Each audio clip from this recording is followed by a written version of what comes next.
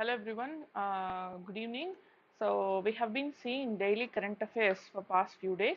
So in today's class also we'll be discussing about March 5th current affairs. Okay, yes. So what we'll be seeing today in today's class, there are many, it is a combination of topics we'll be seeing today. So we'll be seeing international affairs, we'll be seeing we'll be seeing art and culture. So all these things, mixed form of current affairs we'll be seeing today. Okay.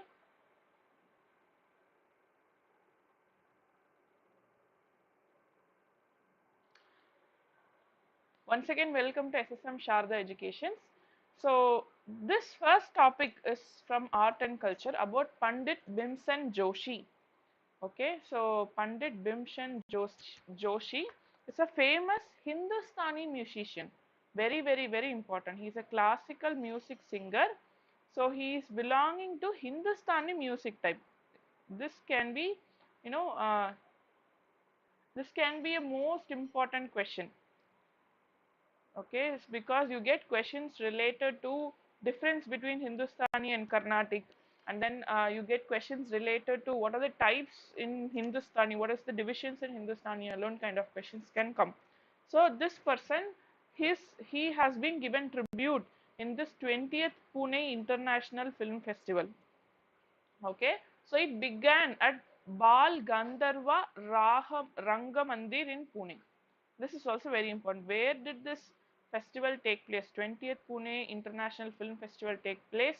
Bal Gandharva Rangamandir. Okay, it's in Pune. Fine. So about this person, Pandit Bhimsen Joshi, he was born on February 4, 1922 and he received Bharat Ratna in 2008. This can be a statement. Okay, they'll give this name of Pandit, and one statement will be he has received Bharat Ratna in 2008. That can be a statement. Okay, so he is remembered for his famous ragas, including Shuddha Kalyan, Miyan Ki Thodi, Puri Dhanashri, Multani. You remember this 2021? You got questions. They'll just give this name and ask what is this. That's all. So you know Multani. We all know about Multani Matti. We think about, okay, definitely they'll give a term like types of soil, or they'll give Suddha Kalyan, Miyan Ki Todi. These all look like some person, some people. They'll give like poet. Okay, which are the following? A, poet.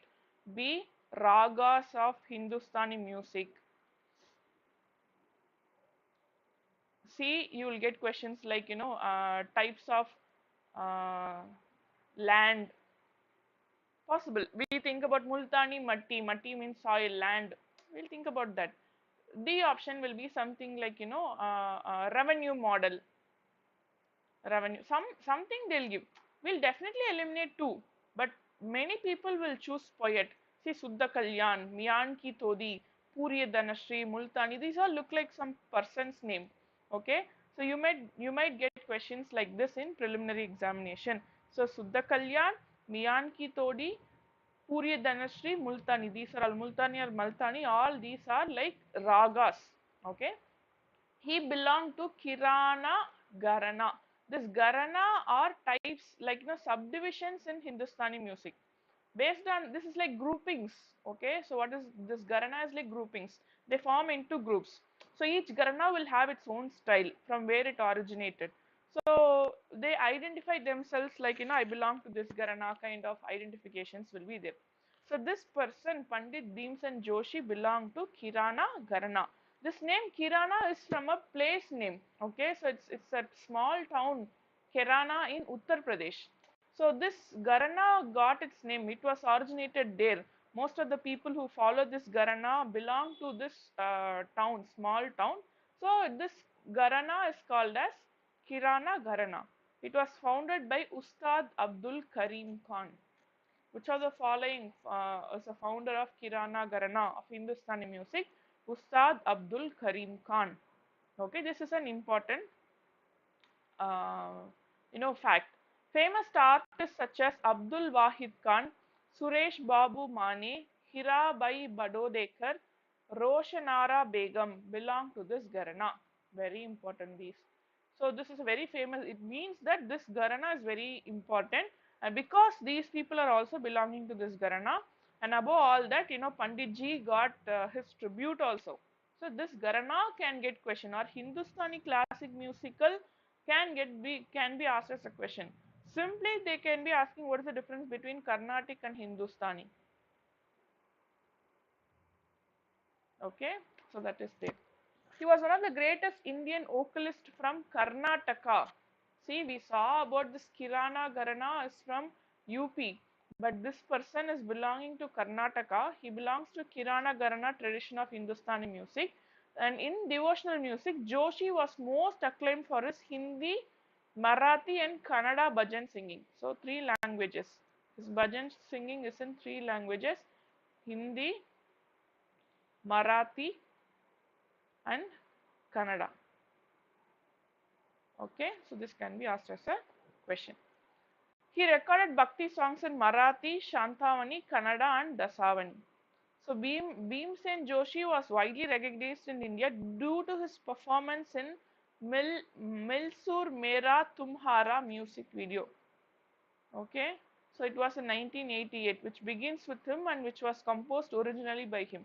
So his famous work is Milsur Mera Tumhara video. Okay, fine. So he was renowned for having evolved an approach that sought to achieve a balance between what is termed as traditional value and mass cultural taste. See, that is very important. Why he is very famous? See, some Carnatic singers or some Hindustani singers are there. What happens? They always stick to traditional values. Okay, they stick to traditional values. So what happens? These classical singers, sometimes they don't, come outside of their classical values. So what happens is that the mass cannot understand them. Liking the music is apart from something, because they don't understand what. They don't, get the feel. So sometimes you have to be in between. You have to find a balance between, not compromising the traditional values, at the same time bringing some innovation so that the mass cultural tastes are also given importance. In such a way, Pandit Joshi has found out a balance. So that is why he is very famous. So he went on to have a largest commercially recorded, collections in the Hindustani vocal music. So this person is not just from art and culture point of view, from commercial point of view also he was successful. So this is a potential question. Okay, so this you can expect Hindustani or questions from classical can also be expected. Okay, next, see, very important, National Disaster Response Force, questions from internal security. This topic belongs to internal security, very interesting topic. Recently, the National Disaster Response Force has sent relief material to Ukraine. We know very well for the past, 2 to 3 weeks. Recently, I even saw the news that, Russia has announced that it is going to withdraw the war, activity. So let's wait and see. So recently, our India's National Disaster Response Force has sent relief material.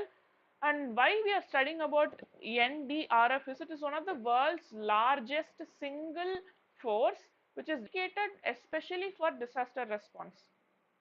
Do you understand this? This world's single largest force is an extreme statement. Whenever you see an extreme statement, kindly make note of it, because in UPSC examinations or in any competitive examinations, extreme statements tend to be wrong mostly. I'm not telling you always. There is a very big difference between mostly and always. So extreme statements are mostly wrong. So what we have to do is, instead of studying every statement and memorizing, we have to go for these kind of extreme statement and keep them in our mind, so that when there is a question in examination with an extreme statement, you can easily identify if it is right or wrong. So in that case, this National Disaster Response Force, which was established in 2006, is the world's single largest force which is dedicated to disaster response. Different countries have different forces, large forces, but especially for disaster response, we India have a world's single largest force. And under which ministry it is functioning? Ministry of Home Affairs, and they have a Director General DG. Like how police force have a DGP, Director General of Police, they have a DG of NDRF. Okay, mostly Director Generals are usually IPS officers. Okay, or from CRPF. So it varies, it depends. Okay, from army or officers, it depends. So how is this organization? At present, NDRF consists of 15 battalions from Border Security Force, Central Industrial Reserve Force, and then you have Central Reserve Police Force, Indo-Tibetan Border Police, and then you have Shastra Bal. So they are bordering Nepal and Bhutan. And we also have Assam Rifles in them. Okay, so each battalion has 18 self-contained specialist search rescue teams which have 45 personals. Okay, so this include engineers, technicians, electricians, dog squads, medical, paramedics, everyone are included. So if there is a disaster, you need not go and search for a doctor. That team itself will have a medical and paramedic. You have an engineer. So if there is a building collapse, so you need an engineer to understand, what is the problem, where is a weak point, where is a, how it can be removed, all these things. Okay. So what is the function? It's a multi-skilled high-tech force that effectively responds to all types of natural and man-made disaster, not just natural disaster. This can be a question. National Disaster Response Force act only for natural disasters.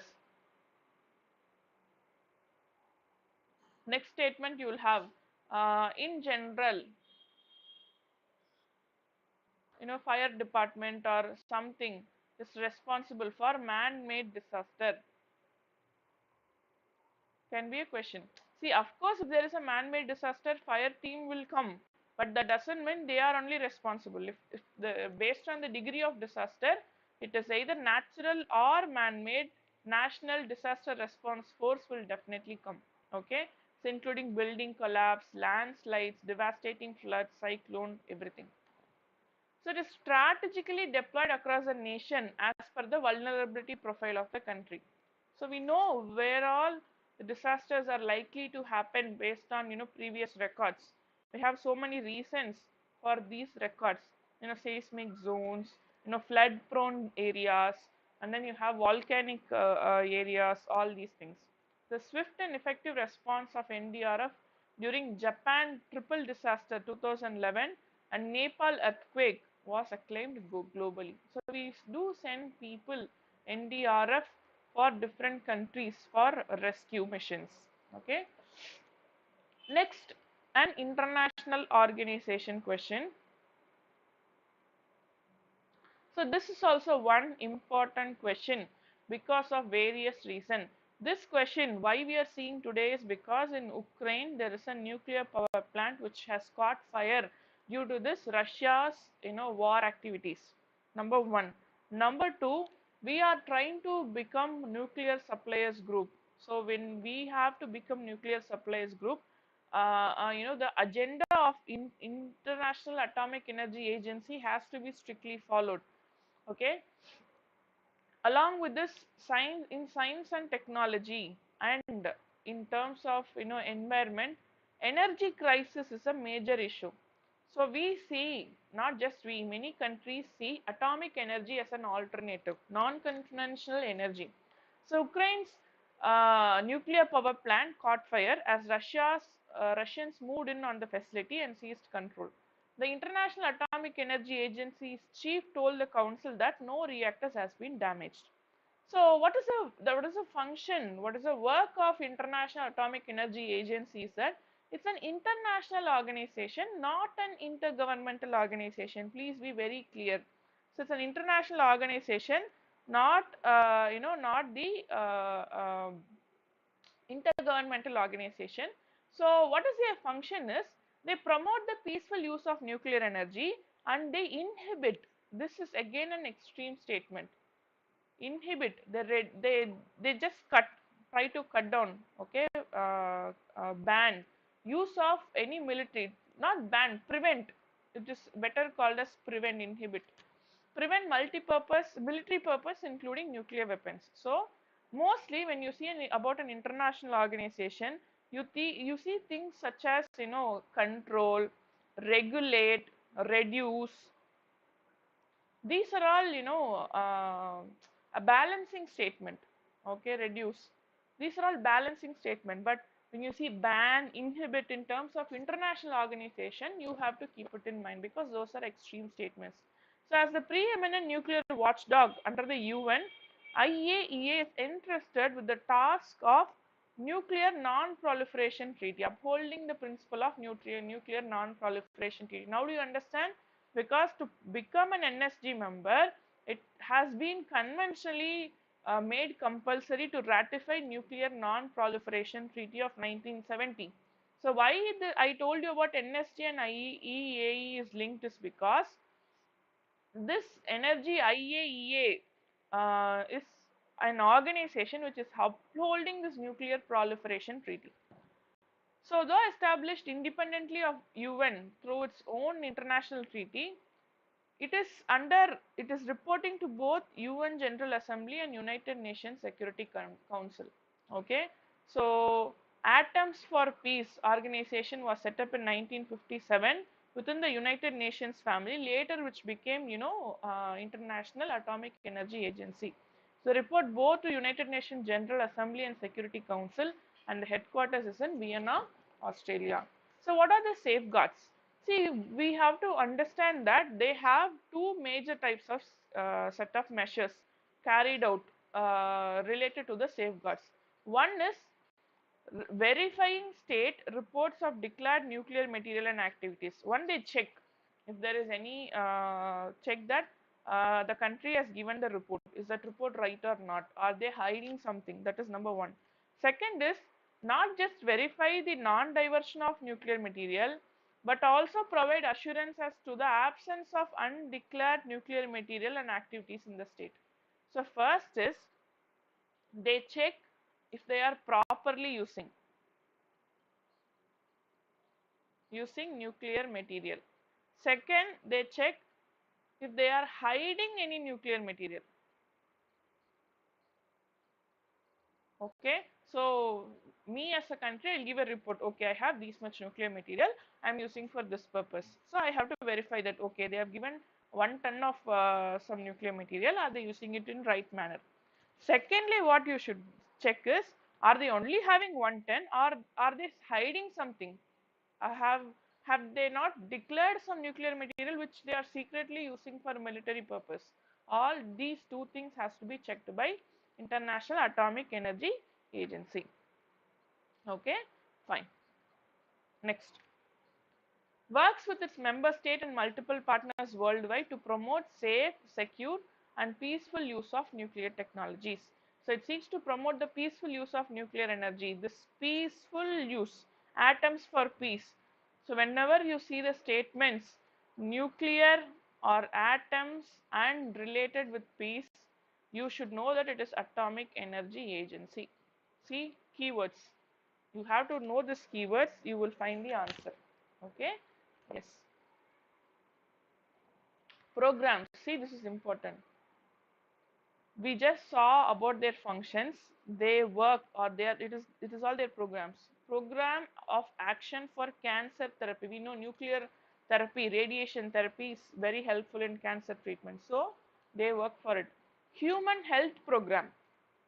This we cannot actually, decipher from the question if you have not studied the fact. Water availability enhancement project. See,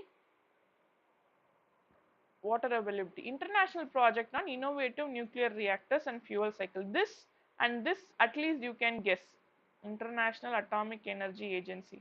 But these two, if there is a question human health program, we obviously will choose World Health Organization. But human health program is an program of International Atomic Energy Agency. See, this water availability enhancement project is also under International Atomic Energy Agency. Okay, yes. Next, antimicrobial resistance, very important.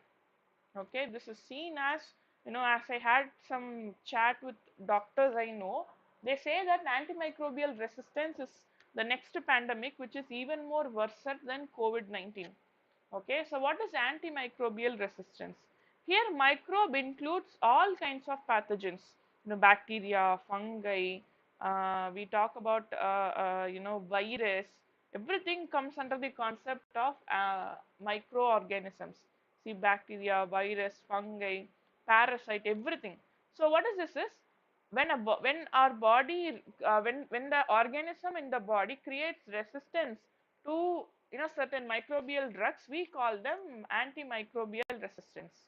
Okay, so that is very dangerous, because when when a person is affected by a certain affected by certain microorganism, and they are administered with some drugs, but that microorganism is resistant, which means that that drug is not doing anything against that microorganism, and this might lead to a worse situation. The health might deteriorate further.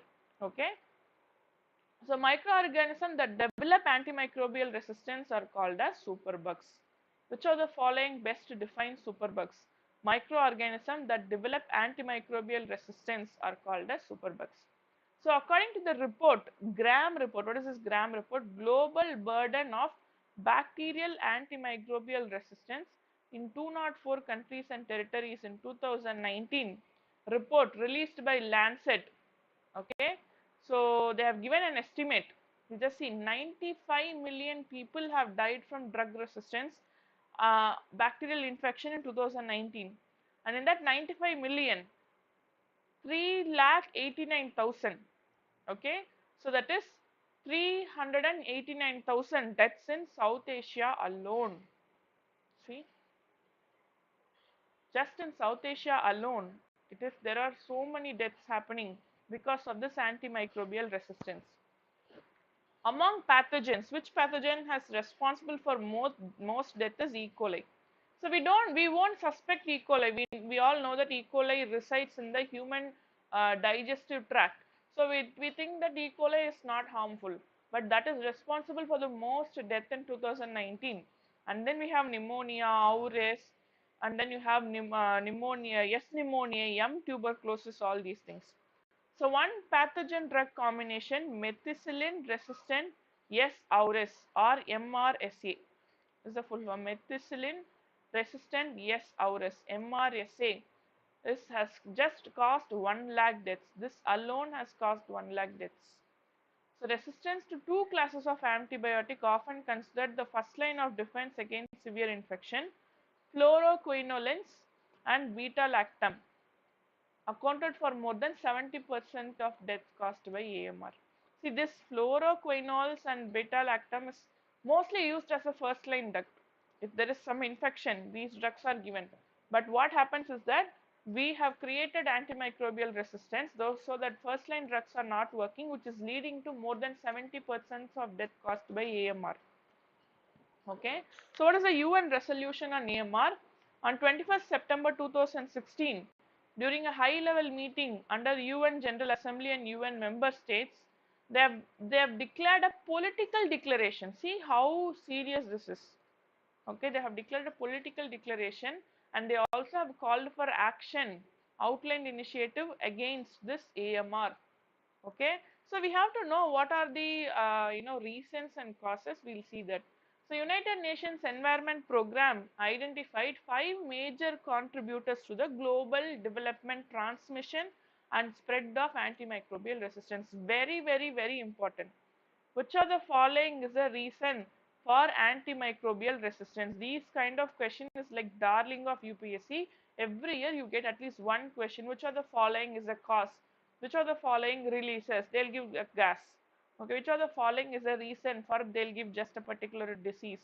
So in that situation, United Nations Environment Assembly at Nairobi, okay, has spoken about 5 major reasons. Okay, in a new report, they have spoke about 5 major reasons for AMR. First is poor sanitation, sewage and waste effluent. Okay, so first that is the reason. Effluent and waste from pharmaceuticals manufacturing. What happened? The waste from pharmaceutical manufacturing, when they get involved with our water bodies and when they get into our food chains, those coming inside our bloodstream in a very small concentration on a daily basis, on a on a frequent basis, will develop the antimicrobial resistance even without our knowledge. And effluent and waste from healthcare facilities. Use of antimicrobial and manure in crop production releases effluent and waste in animal production. We know very well many antibiotics are used in animals to prevent them from diseases. When we consume their milk or meat, we take that antibiotics inside, which is causing this antimicrobial resistance. The report identifies focus areas of reducing the burden of AMR by focusing on prevention and mitigation actions as well as promoting sustainable production and consumption. So what are these? Enhancing environmental governance. See, this term is new. Environmental governance. We know about e-governance. What is this environmental governance? Governance related to environmental issues, planning and regulatory frameworks, identifying and targeting priority AMR relevant pollutants. So this particular antibiotic drug, this particular chemical is leading to antimicrobial resistance. We have to identify it and prioritize it and do action for it. Improving reporting, surveillance and monitoring, prioritizing financing, innovation and capacity development. Okay, what alternative can be done? So first thing is we have to prevent, we have to work for what is present now, and we have to work for what has happened already. So in all these three stages we have to work. Next comes Suez Canal, which is very interesting. So where is Suez Canal? So this is Africa. Here you have Europe. So here you have a small opening canal. Okay, so it's very small. So what happens is that it connects Mediterranean Sea with Red Sea. So this is a very important path because so many travel trade routes are through this particular place. So where is this present? It is present in the Egypt. Okay, so now this Egypt has increased the tariff free of about 10 percentage. So this has come in the question. So it is an artificial, see, very important, it's an artificial sea level waterway running north to south across the isthmus of Suez in Egypt, which is connecting Mediterranean Sea and Red Sea. Very, very, very important. Suez Canal connects Red Sea with Black Sea. That kind of statements can be given. So this canal separates the African continent from Asia, and it provides shortest maritime route between Europe and lands lying around the Indian Western Pacific Ocean. So you have Africa here, you have Asia here. Okay, so instead of coming like this, if the Suez Canal is not open for people from here, people from Europe has to travel all the way around Africa and reach India, or they have to go to Southeast Asia. So that's really really tough. So the canal separates the African continent from Asia, and this provides the shortest maritime route to Europe and Indian and Western Pacific Ocean countries. This is one of the world's most heavily used shipping lanes, carrying over 12% of world's trade by volume. See, 12% of world's trade by volume is through Suez Canal. So its significance, Suez Canal provides a crucial link for sea oil. So energy crisis itself will develop if there is a hike in price. So oil, natural gas, cargo being shipping from east to west. About 10% of global trade and 7% of world's oil flows through the Suez Canal. Okay. Major shortcut for ships, and the canal is a major source of income for Egypt's economy. How? The country is earning $5.61 billion revenue from for 1 year alone. See, $5.61 billion from Suez Canal alone. Along with that, they have some other income also, but from Suez Canal alone, the African country Egypt is earning $5.61 billion. and now they have increased 10%. So next comes war crime. So what will be the questions about war crime is, you have to remember one thing. Who will investigate about war crime? International Criminal Court. Number first point. So under what we talk about war crime is that Geneva Convention. Okay. So Russia invaded Ukraine on Feb 24 and the troops have hit many civilian sites. So the International Criminal Court in The Hague has announced that it will open an investigation about this war crime. So is war crime only about a country? No, war crime can be investigated on an individual too. Okay? Yes. So what is a war crime? The definition of war crime according to Rome Statute of International Criminal Court is derived from 1949 Geneva Convention that individuals can be held liable for the action of a state or its military. That's what I told you, not just the country. Individuals can also be questioned on on the behalf of this people, on the behalf of victims. War crimes are defined as serious violation of humanitarian laws and specific international standards for war crime are present. This should not be confused with crime against humanity. You cannot say everything as war crime. If a person is attacking someone or some country in name of defense, it is not a war crime. Okay, so this difference has to be properly understood. So when will you consider it as a war crime? Is that taking of hostages, willful killing of people in name of war, torture or inhuman treatment of prisoners of war, forcing children to fight, all these things. See these things, taking hostages, willful killing, torture or inhuman prisoner of war, we will understand, we will easily answer as war crime. But forcing children to fight, if there is an option, is it a war crime or crime against humanity? People will choose crime against humanity. Do you understand? So forcing a child to fight also will come under war crime. So UN Office on Genocide Prevention and Responsibility to Protect separates war crime from genocide and crime against humanity. They define that war crime occurring in a domestic conflict or a war between two states, but genocide and crime against humanity can happen in peacetime.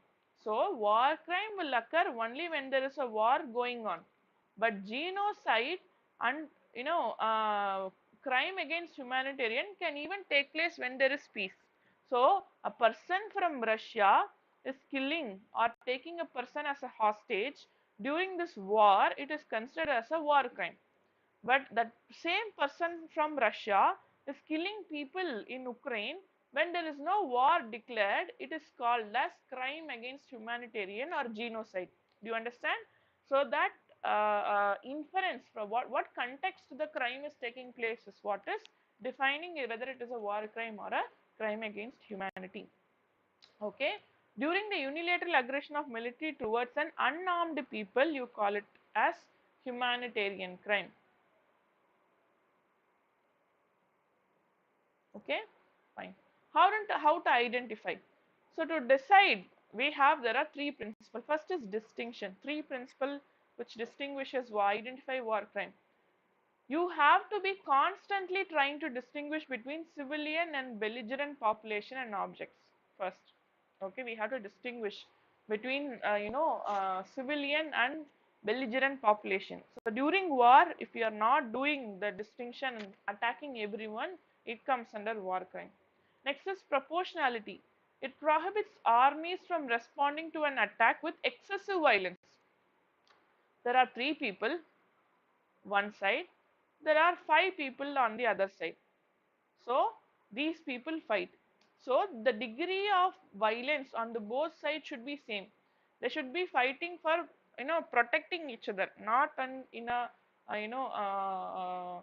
in an intention to just destroy the opposite direction. See, if a soldier is killed, you cannot bomb an entire city. Okay, a soldier is killed, yes. So you have to protect other soldiers. So you have to shoot someone who's ready to shoot another soldier. Instead, you cannot go and just destroy the entire country. Okay. Precaution. It requires parties of conflict to avoid or minimize the harm to the civilian population. Okay? Yes. The war crime constitute genocide. The UN Office on Genocides has defined it. I told you already. When there is a domestic conflict or war and the crime takes place, it's a war crime. But when the crime takes place during peace time, it is considered as genocide. Okay? International Criminal Court is the first permanent international criminal court. It is governed by international treaty called as Rome. Very important. International Criminal Court is governed by the treaty called as the Rome Statute. It investigates individuals also. Okay, so related to the war crime.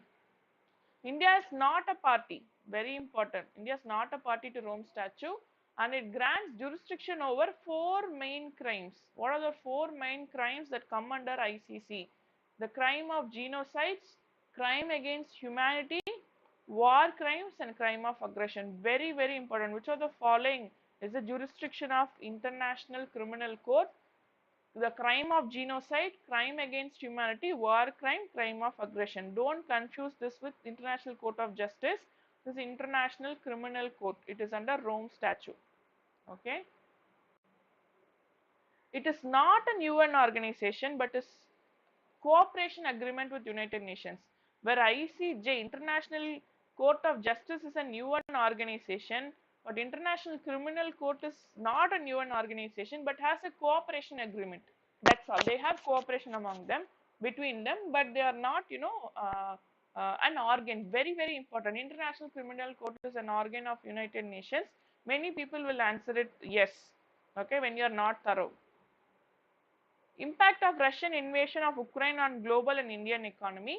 So, what is this? Crude oil prices will increase. Okay, global trade, capital flows, financial market, and access to technology will have consequences, because they are saying that chip demand will increase, because there is this Russia and Ukraine are suppliers of chips used in mobile phones and our electronics, but this will hit the supply of technology, and they are the major exporter of agricultural produce, and this will get disrupted, especially cooking oil. This we get a very good amount of cooking oil from Ukraine. So what happens is that if this Ukraine is attacked, India and other country also will get problems. This will cause global cost push inflation and slow down global growth. Global capital flows will decline, since many countries would want their capital to invest at home rather than abroad due to sanctions. So stock markets will decline not only due to this factor, but due to increased uncertainty facing in the world. Okay, so many countries have very much uncertainty, because what will happen in future is not very sure. So this will result in many issues in the stock market also. Okay. So impact on India, positive impact, rise in agri export. Because the major exporters are having issue, they'll go for an alternative where India stands. So world's wheat export, closing of Black Sea trade route and economic sanctions on Russia will come to India, because we are one of the most leading producers of wheat. So high export demand of wheat, India has already shipped about 5.04 metric ton of cereal in April 2021 alone. This could result in lower government procurement this time compared to 43.34 metric ton in 2021 and 2019-20. Okay, so this has also led to the prices of vegetable oils and oilseeds skyrocketing. So the use of mustard oil is increasing. Okay, palm oil and other oils are, since the price is increasing, people will go for an alternative of mustard oil, which we are producing here. Okay, and for farmers also who are producing cotton, soya bean, groundnut and all, it is a very good thing for them for exporting. Okay, so negative impact, obviously there is a slower economic growth because of fall of stock market, and it will expand about 8.9% in the year ending March according to data released by Monday. The government's projected has been 9.2% expansion, but it is found that only 8.9% will increase. So imported inflation, the invasion of Ukraine has suspended commodity markets from oil to gas uh, and wheat, increasing the inflationary pressure. Okay. Cost push inflations will rise supply bottlenecks, and the major exporter of fertilizers, raw materials of superconductors, I told you, coal third largest, Russia is the third largest, and petroleum products. Since Russia is having issue, these countries who are importing from Russia will have high demand, price increase and crisis over in their country. Okay, the investment climate will deteriorate due to uncertainty. As I told you, the stock market will crash. Risk of twin deficit, every $10 a barrel increase in crude oil will see $250 billion subsidy impact, and the current account deficit will widen to 2.5% of gross domestic product, above $100 a barrel from 1.7% in 2021. So our gross deficit also will be in problem. Okay. So payment delays due to economic sanctions will take place because India has exported 3.3 billion worth goods to Russia in 2021. Okay, we have to wait for that. And capital flows declining the balance of payment, which was already turning adverse. Already we are in crisis, and this will even have issue because the money which has to be coming to us is not coming now. So consequently, the rupee will weaken compared to the dollar, which will aggravate the inflation further. Okay. So thank you so much. So this is all about today's current affairs. We'll meet in the next class to discuss even more interesting current affairs. So for more details, you can go to the website of SSM Sharda Educations, where you'll have both the daily current affairs and magazines, which will help you in the preparation for preliminary examination. So thank you so much, and we will be meeting in another interesting class. Thank you.